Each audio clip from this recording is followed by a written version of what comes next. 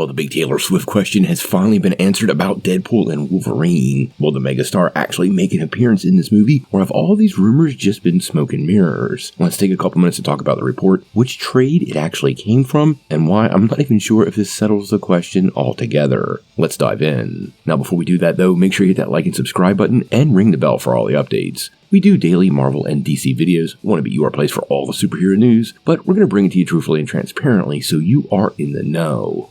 Well, for months and months now, we've been hearing rumors about Deadpool and Wolverine. Cameos have been the name of the game, but one big one that keeps popping up that everybody's talking about is the potential for Taylor Swift. There's been rumors that she could play multiple characters, including Lady Deadpool, a female version of Wolverine, Dazzler, or even herself. Now, to be fair, a cameo does make a lot of sense. The director of the film, Shawn Levy, actually directed her All Too Well music video, and Swift is actually really good friends with Ryan Reynolds' wife, Blake Lively.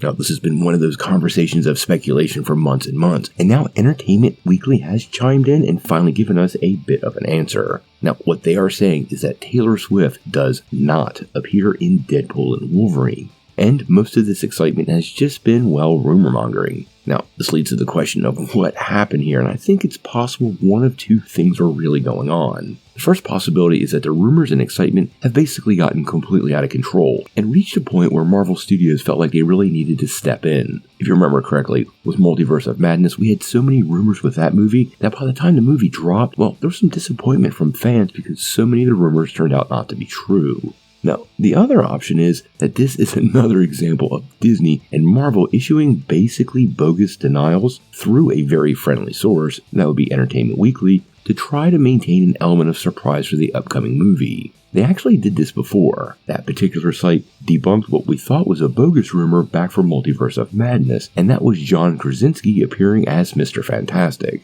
Now, if you saw that movie, you know he was actually in it, and this turned out not to be true, so I really don't know where this leaves us. Now, to add to all this, Shawn Levy has kind of also chimed in and talked about dealing with this rumor, and made it kind of clear that he wished he had done things differently. He actually said, and I quote, "I regret that I was not quicker to shut it down the first time, so I'm going to default to my very true situation, in which as much as we love each other, the fear of death is so intense in me regarding Ryan Reynolds and how desperately he wants to avoid talking about all of these proliferating rumors." Now, from the outside looking in, I still think Swift likely is part of this film, but I understand what they're doing here. You want to manage expectations at all costs, and if people are expecting one thing and they don't get it, well, no matter how good it is, they end up a bit disappointed. It's also been pretty clear that Ryan Reynolds has worked really hard to try to suppress rumors. Back when photographers were getting shots of the Void and him and Wolverine squaring off with multiple other cameos that leaked very early, well, Reynolds reached out to the fan community and asked them basically not to proliferate the rumors. So this really might be simple damage control before the damage is done.